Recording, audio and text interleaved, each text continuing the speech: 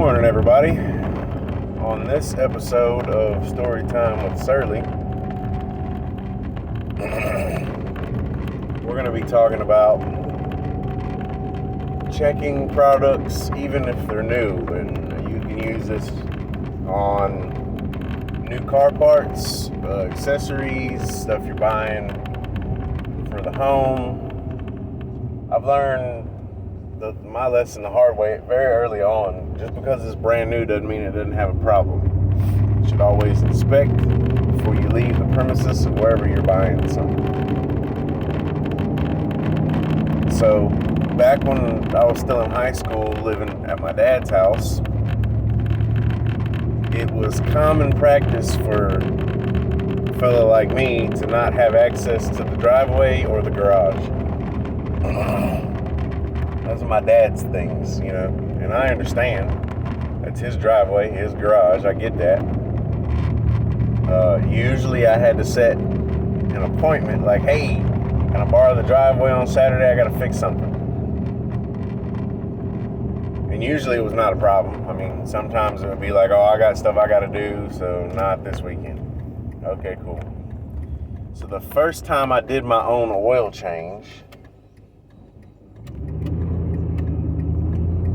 I went and bought my very own little set of tools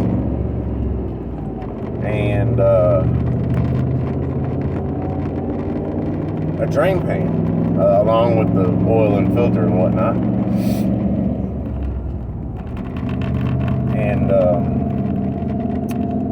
got home, let the car sit for a few minutes. Got the jack and jack stands under it, lifted it up, popped the drain plug off, rolled out from under the car, and was standing next to the fender when I noticed something running out from under the car. So I immediately start freaking out because my dad was not one for stains on his driveway. And I understand, you know what I mean? I get that. My wife drives a Jeep, so I understand completely. Well, instead of laying under the side where I saw the stuff coming out, I decided to crawl back up under the front, and I'm looking around like, okay, the pan's still there. Why is there oil on the ground? It turns out this brand new drain pan that I just bought at Advanced Auto Parts, I'll say their name. The receipt was still in my pocket. This brand new drain pan had a pinhole in it from the casting on the bottom, or at the casting on the bottom. And it decided all 4.5 quarts that was in the super cool Fly Explorer Cavalier, it decided to dress the driveway up with all that. And naturally this couldn't have happened at a better time because my dad wasn't home. They decided they were going to go out to dinner, an early dinner, like, wings or something somewhere. And me not thinking about what time it was, I'm hustling, I gotta figure out a way to get this cleaned up. So I get some cardboard, lay some cardboard down and start soaking up what I can, because I'm not washing it into the grass, because that's just gonna make my case way where I'll never be able to use the driveway again. So I get some cardboard from the shed in the back and start laying down cardboard to soak the oil up. I get the drain pan put back on. I get the drain plug put back on, the oil filter put back on. Fill it up with oil. Drive over the top of some cardboard so I don't track the tire through the oil. Run back up to Advanced Auto Parts, which is just outside the neighborhood. And I bought a bag of absorbent and driveway climb. Like, I'm using like all of my money that I had for the weekend, right? It's gone. And I explained to them what happened. They ended up giving me like a really good discount. They really should have just comped me the stuff, but like I brought the drain pan back up there and showed them like, hey, this has a hole in it, and I just bought this. You know, I didn't give them a bunch of grief. They can't control that sort of stuff. But at the same time, look out for me. You know what I mean? It's the closest auto parts store that we had at the time, and I spent a lot of money there. Well, I buy the absorbent, I buy the driveway cleaner, and I'm thinking I'm in the clear. I'm going to get home and get this mess cleaned up before my dad pulls up.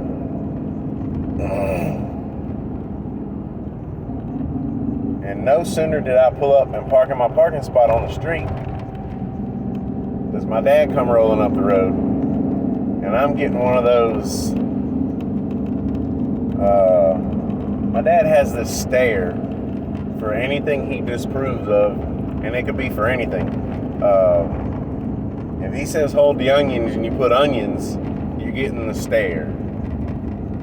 If he says no and you think he says yes and you do whatever you're doing as a kid, you know, he'd give you the stare. It was almost like The Rock, where like one eyebrow goes way up here and it's like a squint. You know, I can't do it because I'm not him, but he pulls up and there was like I think he saw my determination in cleaning this particular mess up. And I saw him take a breath before he got out of the vehicle. My stepmom just walked in the house. She was like, yeah, you know, somebody will get it cleaned up. And I remember like apologizing about 900 times. And that was probably as a young adult. I could say young adult. I mean, a teenager driving and changing his own oil. That was probably the calmest in one of those situations up to that point that I had ever seen my dad with something that I did wrong.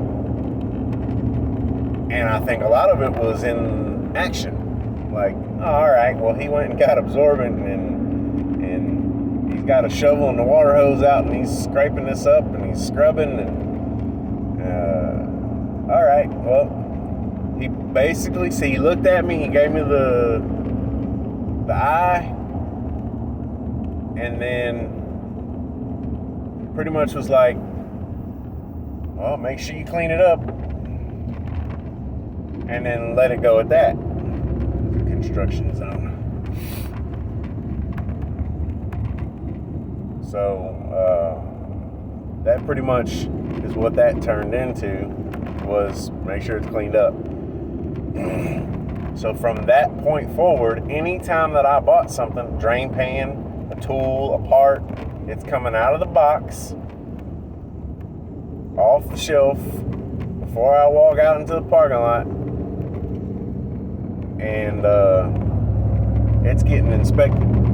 Now, that's not to say, obviously, things like a washer and dryer, you lug that thing all the way home and you got a problem with it, yeah, I'm going to call somebody. I'm not necessarily going to drag that back to the store, but your smaller items, you know, make sure the rotors are right, make sure the rotors are in good shape, make sure the water pump's right, make sure the water pump's in good shape, make sure the drain pan's right, make sure the drain pan doesn't have a pinhole in the casting.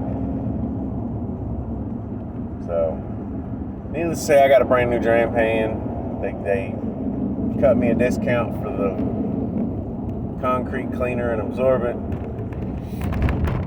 and I kept from getting screamed at. Well, I say scream. My dad wasn't a screamer. He was more like a growler slash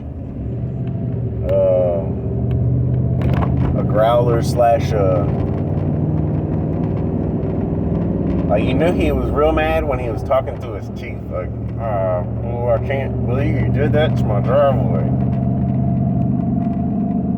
Like he's posing for dental x-rays or something.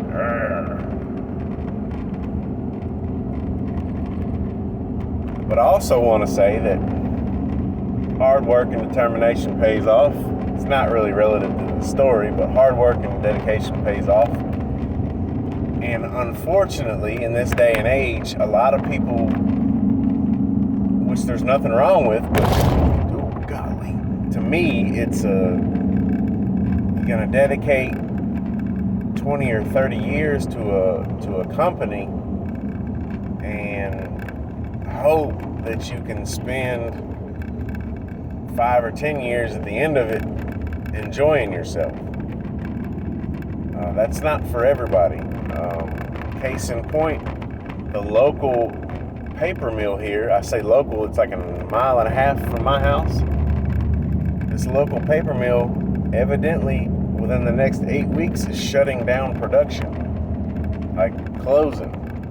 Now imagine if just a couple years, because I've been trying to get on there for the longest time because it's good pay. I was looking at the pay, the immediate compensation.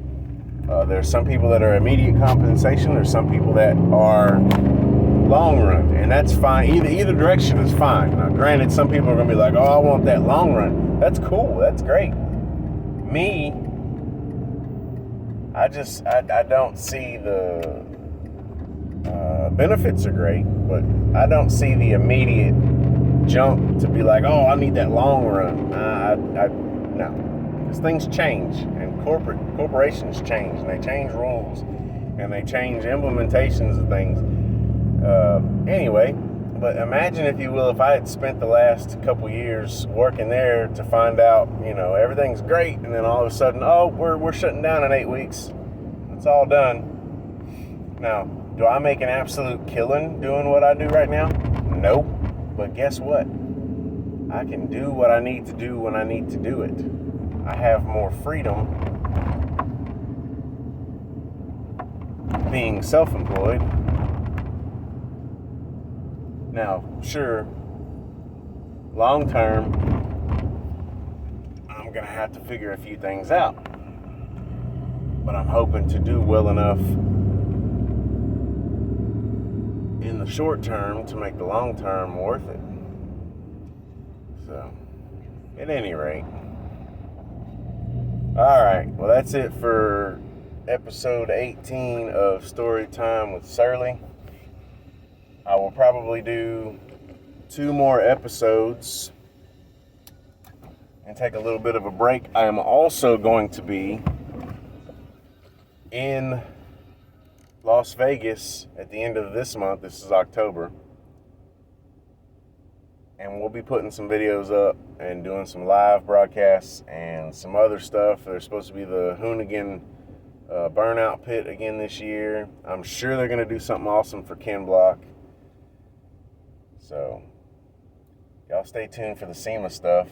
And don't forget to check your drain pans when you buy them to drain the oil at your house so that you don't destroy the concrete. Y'all have a good day. Make sure you like, subscribe, question, comment, concern, criticize, jazzercise. Peyton, Lillian, and Timothy, you guys are awesome. Love y'all. We'll see y'all later.